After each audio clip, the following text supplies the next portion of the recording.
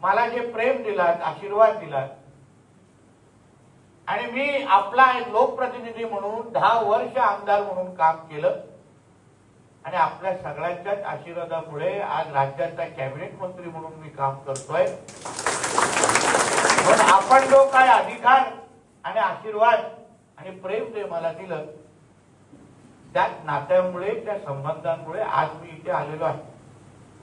माझ्यासाठी ही काय राजकीय सभा नाहीये की आता काय आपल्याकडून मला मतदान मिळवायचे असं काय, त्यासाठी ही आजची आचारसंहिता पण जाहीर झालेली नाही.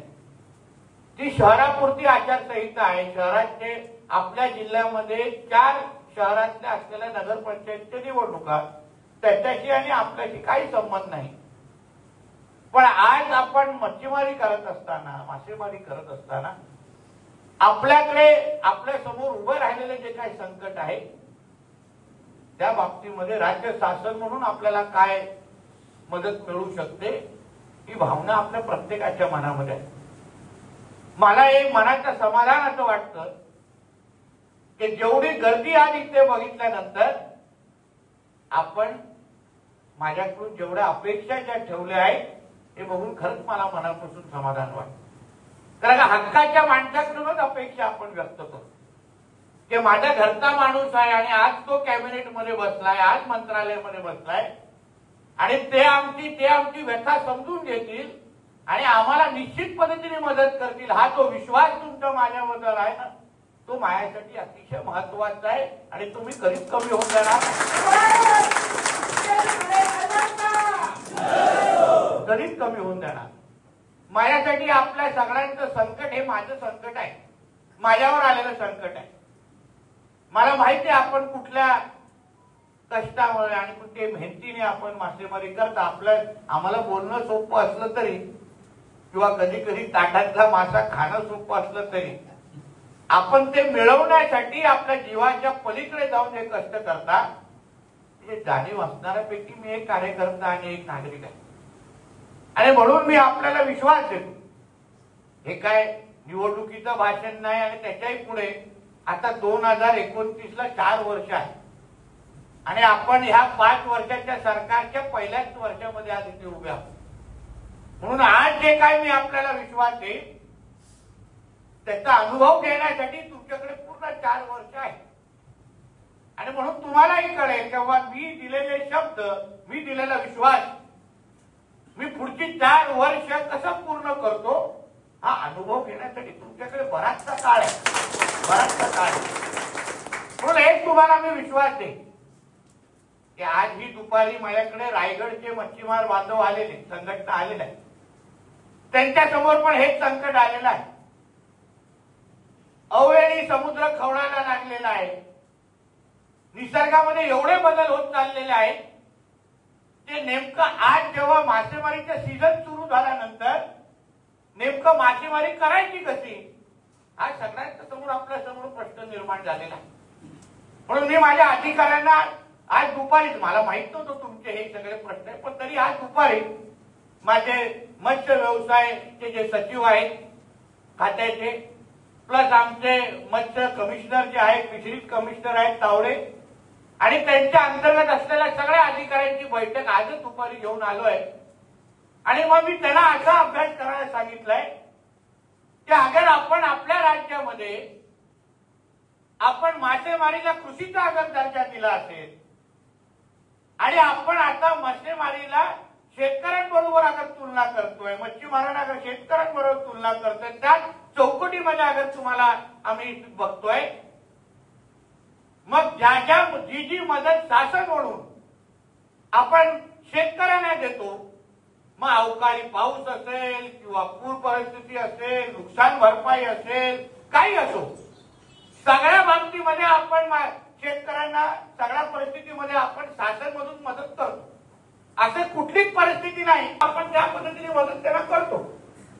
मग आता अगर मच्छीमारांना अगर आपण शेतकऱ्यांच्या दृष्टिकोनातून पाहत असाल तर तुम्ही असा एक रिपोर्ट तयार करा की अगर अवकाळी पाऊस आणि अशा पद्धतीच्या समुद्रामध्ये अगर परिस्थिती आली आणि आम्हाला आमची मच्छीमारी करायची काळात अगर मच्छीमारी करायला जमलं नाही किंवा निसर्गाने आम्हाला त्या पद्धतीची परिस्थिती निर्माण केली नाही, तर जशी नुकसान भरपाई आपण शेतकऱ्यांना देतो तीच नुकसान भरपाई आपण मच्छीमारांना कशी देऊ शकतो आपण रिपोर्ट तयार करायला सांगितलेला आहे।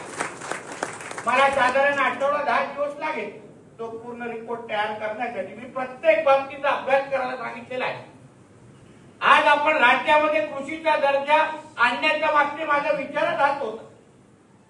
बारकाईने बघायचो विरोधी पक्षाचा आमदार, कधी कधी मला बरं वाटतं की 10 वर्ष विरोधी पक्षाचा आमदार होतो, कारण का तुमच्यासाठी लढत असताना, संघर्ष करत असताना, त्या विधिमंडळामध्ये आवाज तोडून बोंबलत असताना तुमच्या खऱ्या अर्थाने व्यथा समजण्याची संधी मला मिळाली। डायरेक्ट सत्तेतला आमदार झालो असतो तर कदाचित त्याची व्यथा पण जास्त, त्याची तीव्रता समजली नसती। आज विरोधी पक्षामध्ये असल्या 10 वर्ष काम करत असताना मला कळलं की मासेमारीची परिस्थिती नेमकी कशी असते। पारंपरिक मासेमारी करत असताना कुठल्या परिस्थितीत कुठल्या विविध पद्धतीने अन्याय होतो या सगळ्या बाबतीची व्यवस्थित पद्धतीची जाण आहे। माझ्या 10 वर्षाच्या कारकिर्दीमध्ये जेवढे मच्छीमार मंत्री माझ्या अगोदर झाले त्यांना जाऊन विचारा, असं एकही अधिवेशन नाही जेव्हा तेव्हाच्या मच्छीमार मंत्र्याला मी हैराण करून सोडलं नाही। लोक बोलायचे ह्याला गप्प बसवा, मला यायचंच नाही सभागृहात, हा राणे उठेल आणि मला हैराण कर। जेवढे मी तळो की पडो करायचो त्याला, मला आवडलं। मासेमारी असो, तुमचे डिझेल परतावण्याचे विषय असतो, कुठलाही विषय सांगा, मला तोंडपाठ माहिती। आणि म्हणून बरोबर देवानी बघितलं की बाबा हा एवढा बोंबलतोय ना, याच खात्याचा मंत्री याला का,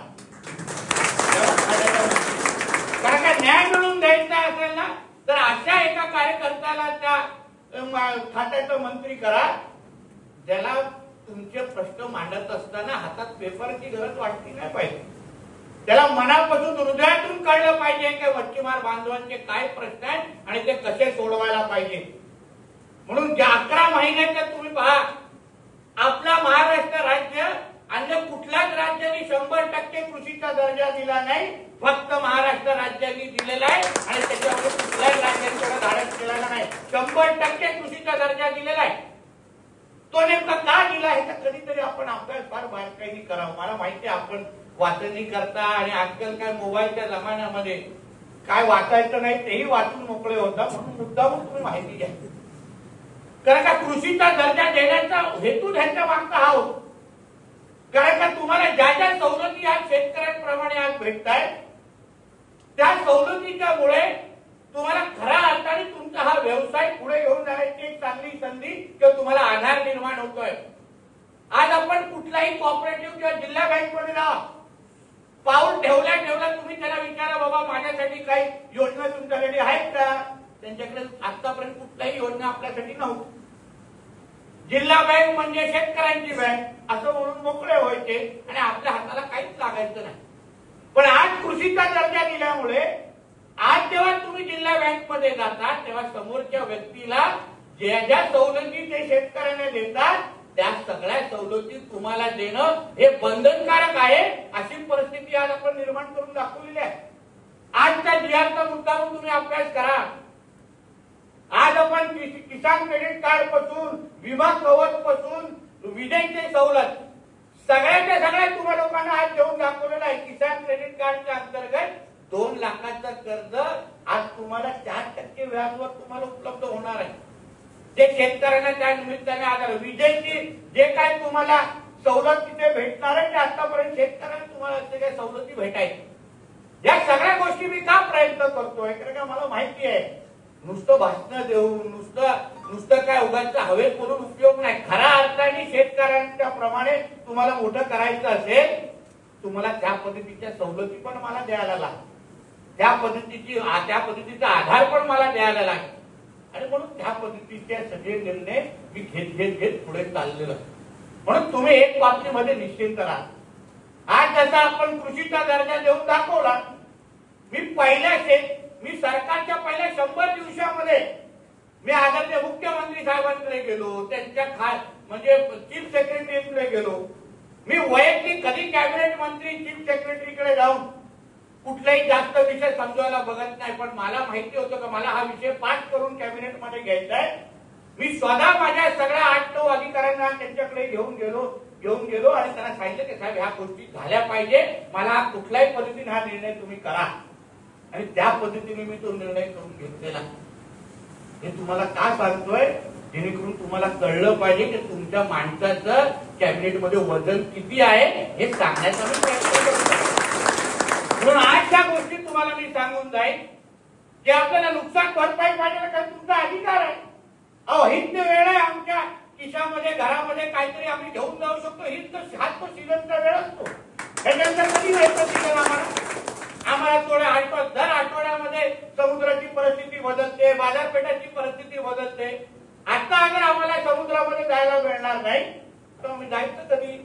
आणि तेव्हा अगर निसर्गामुळे अगर आम्हाला संधी भेटत नसेल तर सरकार ही व्यवस्था ही तुमच्यासाठी निश्चित पद्धतीने उभी राहील, हा विश्वास तुम्हाला मी आजच्या निमित्ताने देऊन टाकतो. व्यवस्थित पद्धतीने आपण अभ्यास करू, बाबा कशा नुकसान भरपाई दिली पाहिजे, कोणाला कुठल्या निकषामध्ये बसवायचं, त्याला सरसकट द्यायची असेल ती कशी द्यायची, हे सगळ्याचा अभ्यास करू. डिसेंबरचं अधिवेशन येत आहे बघा. 3 डिसेंबरला 4 डिसेंबरला निवडणुका नगरपालिकेच्या संपतील, 8 डिसेंबरला आमचं नागपूरला अधिवेशन. तेव्हा मुख्यमंत्री साहेबांशी बोलून तेव्हा नुकसान भरपाईचा प्रस्ताव कसा आणता येईल यावर तुमचा माणूस काम करेल, ह्याच्यामध्ये तुम्ही निश्चित करा. याच्यावर आपण मार्ग काढायचा, म्हणजे 100% काढायचा, त्याच्यामध्ये काही दोष परिणाम. मी तुमच्या बाजूचा आहे आणि तुमची भावना ही माझी भावना करून मी सरकारकडून करून घेणार आहे. आज तुम्हाला या निमित्ताने मी तुम्हाला सांगतो, हे तुम्हाला या निमित्ताने सांगतो. दुसऱ्या वेळेला अवैध मासेमारी हे जे बोलले मी त्याच्याशी काही सहमत नाही. काय कशाचा राग काढताय हे मला अगदी कळलेलं नाही, कारण का माझ्या अधिकाऱ्यांवर माझा फार बारकाई नाही. ठीक आहे, 2-4 गोष्टी पहिल्यासारखी परिस्थिती आहे का ते एकदमच काय अवैध मासेमारी व्हायची आणि अधिकारी काम करायचे ना, असं काय परिस्थिती आहे का? काय आहे का एकदम परिस्थिती तशी आहे? अधिकारी काम करतात, एकदम काय सुतासारखे सरळ पहिल्या वर्षात होणार नाही. मला माझ्या चाबूकला अजून 4 वर्ष धार आणायला लागेल. मला करणार मी त्या सगळ्यात, कारण मलाही माहिती आहे की 12 नॉटिकल माईलच्या आतमध्ये येऊन जो मासेमारी करतो तो अवैध पद्धतीनेच करतो. पारंपरिक मासेमाऱ्याच्या पोटावर लाथ मारतो, हे मला माहिती आहे. हे मला माहिती आहे, माझा अभ्यास आहे. 12 नॉटिकल माईलच्या बाहेर राष्ट्रामध्ये राष्ट्रीय हद्द असते आणि 200 नॉटिकल माईलच्या बाहेर आंतरराष्ट्रीय हद्द असते. याचा अभ्यास असणारा माणूस आहे मी, म्हणून मला चांगल्या पद्धतीने माहिती आहे. म्हणून एकदमच काय परिस्थिती बेकार आहे असं मानणार मी की माझ्याकडे आता मला कारवाईचे आकडे माझ्याकडे नाही आहेत, नाही तर मी तेही आकडे आणले असते. मला काय माहिती होतं की माझीच माणसं माझ्या चिरफाड करतील, नाही तर तेही आकडे आणले, ते आकडे आणले. कुठेतरी मला वाटतं निवडणुकीची उमेदवारी नाही बोललेलो म्हणून राग काढतो. मला आठवतं कुठली निवडणूक येणार लढवायला नाही दिली, नगरपालिका, त्याचा राग आहे. म्हणून माझ्या नादी लागू नका, मला माहिती आहे इतिहास कोण कोणाचा काय कधी कशाला बोलतो आणि केव्हा बोलतो. आणि म्हणून तुम्हाला सांगतो त्याच्याबद्दल निश्चिंत राहा. आपण आता 10 अजून गस्ती नौका विकत घेतोय, 10, ते पण स्टीलच्या आहेत, जेणेकरून ड्रोनच्या बरोबर त्या गस्ती नौका पण आपल्या किनारपट्टीवर मिळतील. कारण आत्ताच्या ज्या काही लाकडी गस्ती नौका आहेत त्याला चालून पण कोणाला पकडणार नाही अशी अवस्था आहे त्याला. म्हणजे त्याला बघून तर लहान मुलं पण घाबरत नसतील, त्यांना वाटलं की कागद काय बोटी कोणतरी फिरवते अशी अवस्था आहे त्याची. मी माझ्या कमिशनरला सांगितलं या गस्ती नौका चालणार नाही, तुम्ही आपल्याला नवीन घ्यायचे प्रस्ताव आता फायनान्सकडे पडलेला आहे. 10 नवीन गस्ती नौका आपण पूर्ण किनारपट्टीवर आपण लावणार आहोत, जेणेकरून कोणी आपल्या हातीमध्ये येणार नाही. किनारपट्टीला सुरक्षित कसं ठेवायचं हे आम्हाला लोकांना माहिती, आमची प्राथमिकता आहे. आम्ही काय सोडणार नाही तो विषय, बिलकुल सोडणार. म्हणून या सगळ्या गोष्टीवर आपलं फार बारकाईने काम सुरू आहे, एवढाच विश्वास तुम्हाला मी आजच्या निमित्ताने देतो. तुमच्या मनामध्ये जे चिंतू परंतु असेल की बाबा काय होणार कसं होणार, काय निश्चित करा. आपल्याला माहिती आहे की आजची परिस्थिती आजची वेळ थोडी संकटाची आहे, पण शासन म्हणून तुमचा भाऊ आणि मित्र आणि मुलगा आज कॅबिनेट म्हणून मंत्रालयामध्ये बसलेला आहे. तो रोज आणि प्रत्येक क्षणात तुमच्याबद्दल विचार करतोय. हे विचार करून तुमचा आयुष्यभर अशी चिंता करू नका. एकही मिनिट मला माहिती आहे तुमच्यावर जे संकट येत आहे, घरी गेल्यावर मुलं आणि बायको अपेक्षेने पाहते का आज तरी काहीतरी आणलंय का, हा जे काय प्रश्न तुमच्याला विचारलं जात आहे त्याला निश्चित पद्धतीने उत्तर मी देणार. हा विश्वास तुम्हाला ह्या मेळाव्याच्या निमित्ताने मी आज देऊन जातो.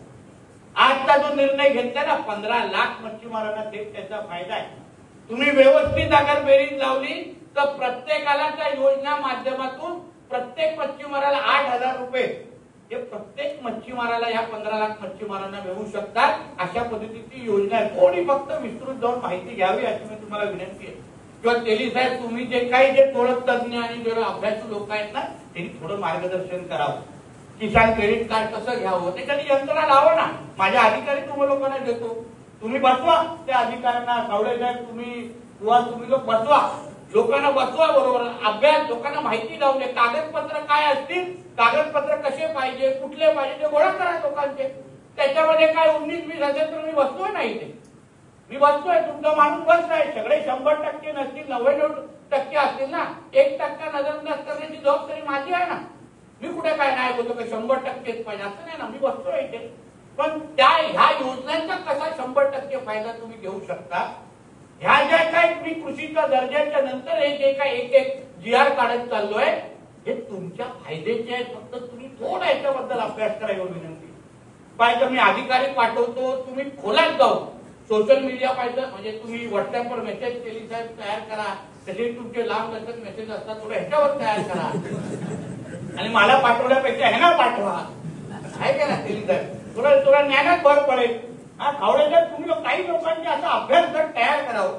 शासन म्हणून जसं आपण आज निर्णय घेतोय ना ते तुमच्या हिताचे आहेत. आम्हाला काय पेपरामध्ये आमचं नाव आलं पाहिजे किंवा न्यूज मध्ये आमचं नाव चाललं पाहिजे त्यासाठी हे निर्णय नाही.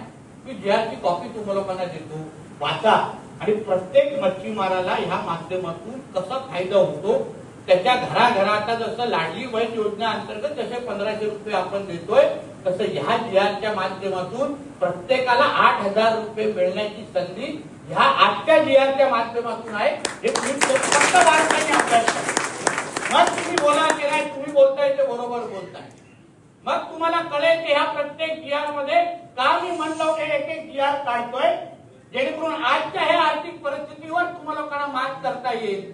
प्रत्येकाच्या हातामध्ये 15 लाख आमच्या राज्यामध्ये मच्छीमार नोंद आहे. प्रत्येकाला अगर 8,000 रुपये अगर मिळत असतील तुम्ही विचार करा तुम्हाला किती त्या निमित्ताने मदत होईल. आज शेतकरी सन्मान योजनेच्या अंतर्गत प्रत्येक शेतकऱ्याला 6,000 2,000 हप्ते भेटतात ना राज्य आणि केंद्राचे.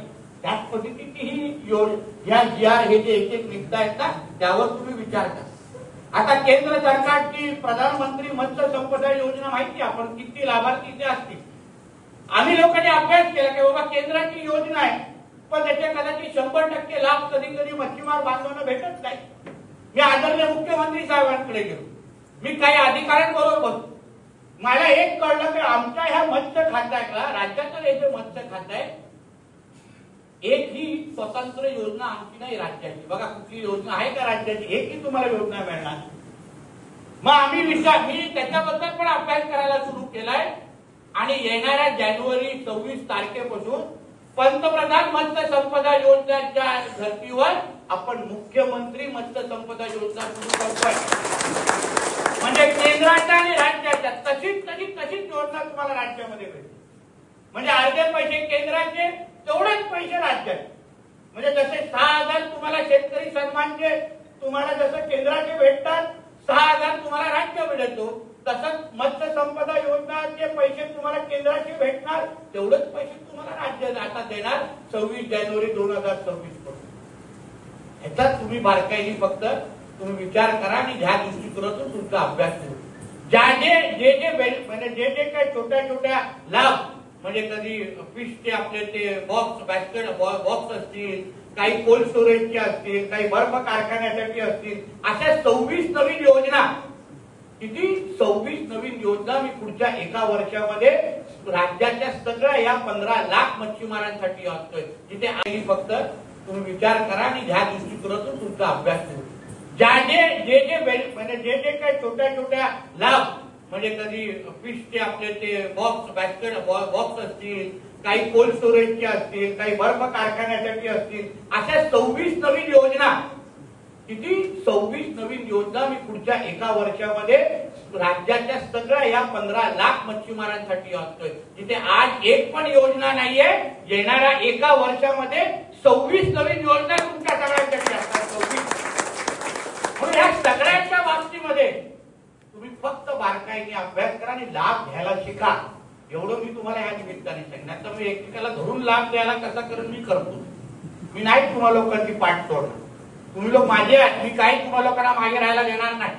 मी 1-2 महिने वाट पाहणार. 1-2 महिने बघतोय फक्त लाभार्थी वाढतायत. नाही वाढले ना, इथे टेबल लावून प्रत्येकाला जाणार गाडीत घेऊन आणि लाभार्थी बनव आणि परत घेऊन जा.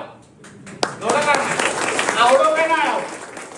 तुम्ही नाही तर तुमची मुलं आणि आमच्या घरी बसणाऱ्या वहिनी तरी मला आशीर्वाद देतील, ते बघून घेऊ. म्हणून हे फायदे तुम्हाला आले पाहिजे, घ्यायला आले पाहिजे. हे सगळ्या योजना तुमच्यासाठी आम्ही काढतोय. तुम्ही व्यवस्थित पद्धतीने अभ्यास करून अगर केला ना, अहो सरकार तुमचं आहे, मंत्री तुमचा आहे, घरातला माणूस आहे, मत्स्य व्यवसाय मंत्री आहे, काय मागे पुढे बघू नका. हक्काने सगळ्या गोष्टींचा लाभ घ्यायला शिका. एवढं ह्या निमित्ताने मी तुम्हाला आवर्जून सांगतो. म्हणून आपण सगळ्या जणांना एवढं विश्वास दे, तुमच्या नजरेसमोर जे तुम्हाला आज संकट दिसतंय ते संकट दूर करण्यासाठी, जेणेकरून या वर्षी तुम्हाला जो त्रास झालाय, ठीक आहे, आपण 2 महिने आपल्याला थांबायला लागलं. पुढच्या वेळी अशीच परिस्थिती आली तर तुम्हाला थांबण्याची गरज भासणार नाही. एवढी काळजी मी निश्चित पद्धतीने घेईन. हाही विश्वास तुम्हाला या निमित्ताने देतो. या वर्षात तर आपण करू बघू. आपण डिसेंबरच्या अधिवेशनामध्ये या बाबतीमध्ये विशेष पॅकेज आपल्या ह्या राज्याच्या 15 लाख मच्छीमारांना कसं देऊ शकतो त्यावर माझं काम सुरू आहे आणि मी ते करून जाणार. म्हणून या सगळ्या गोष्टी आपल्याला सांगावं, जेणेकरून तुम्हालाही कळलं पाहिजे की तुमचा माणूस जे आता हळूहळू तुम्हाला थोडा कमी वेळ देतो असं वाटतं, तो काय नेमकं तिथे मंत्रालयात बसून दिवे लावतो हे तुम्हालाही कळलं पाहिजे. ते तुम्हाला वाटतं हा उगाच मुद्दा म्हणून येत नाही, असं नाही. भरपूर काम करतो. दिवसाचे 14-14, 15-15 तास काम करतो. आज सकाळ पहिली बैठक सकाळी 8 वाजता घेतलेली, रात्री 2:30 वाजेपर्यंत माझी बैठक सुरू होती इलेक्शनच्या संबंधित. 8 वाजता बैठक सुरू केली आहे. तुमच्या नंतर परत अजून 4 बैठका कणकवलीच्या घरी जाऊन घेणार आहे आणि मग झोपायला जाणार आहे, झोप लागली तर. म्हणून या सगळ्या गोष्टी का करतो की संधी मिळालेली आहे. कधी आपल्या सगळ्या वरिष्ठ नेत्यांच्या आशीर्वादामुळे तुमचा आमदार, ते पण देवगडचा आमदार कॅबिनेट मंत्री झाला आहे. लक्षात ही काय संधी मी सोडत नाही. जेवढं काही इतिहास घडवायचा आहे तुम्ही माझ्या कारकिर्दीमध्ये निश्चित पद्धतीने घडवील, एवढा विश्वास तुम्हाला मी आजच्या निमित्ताने देतो. तुम्हीही सगळेजण आपल्या आपल्या पद्धतीने निश्चिंत राहा. तुम्हाला जी काय मदत सरकारकडून अपेक्षित आहे, ठीक आहे, 2-4 अगर अधिकारी मागे पुढे करत असतील मला येऊन सांगा ना. तुमच्यापेक्षा मोठा कुठलाही अधिकारी माझ्यासाठी नाही. तुम्ही बोललात तर तो घरी गेला समजा, काय विषय नाही. मी काय विचारणार पण नाही. अहो विरोधी पक्षामध्ये असताना बांगडा फेकणारा खुर्चीवर बसून काय करत त्याला सोडणार आहे का? विचार करा. म्हणून आपण नेहमी तुमची बाजू घेणाऱ्यापैकी कार्यकर्ता म्हणून मी आतापर्यंत काम करत आलेलो आहे. पण त्याची तुम्ही निश्चिंत राहा. आपल्याला सगळ्या बाबतीमध्ये आपल्याला तुमचं हित हेच माझ्यासाठी महत्वाचं समजून मी आतापर्यंत काम करतो आणि ह्याही पुढे काम करेन, हा विश्वास तुम्हाला मी आजच्या निमित्ताने देतो. परत एकदा तुम्ही सगळेजण आज मोठ्या संख्येने जमलात. खरं म्हणतं 8:30ची बैठक होती, मला यायला 10-10:30 झाले. टेलिव्हिजनचं म्हणणं बरोबर, म्हणजे एअरपोर्टवरच मला उशीर झाल्यामुळे मला यायला थोडा विलंब झाला. यासाठी मनापासून मी आपली दिलगिरी व्यक्त करतो. परत एकदा आपण एवढे मोठे संख्येने जमलात. समर्थ न्यूज चॅनल यूट्यूबवर सबस्क्राईब करा व बेल आयकॉनवर क्लिक करा आणि रहा अपडेट.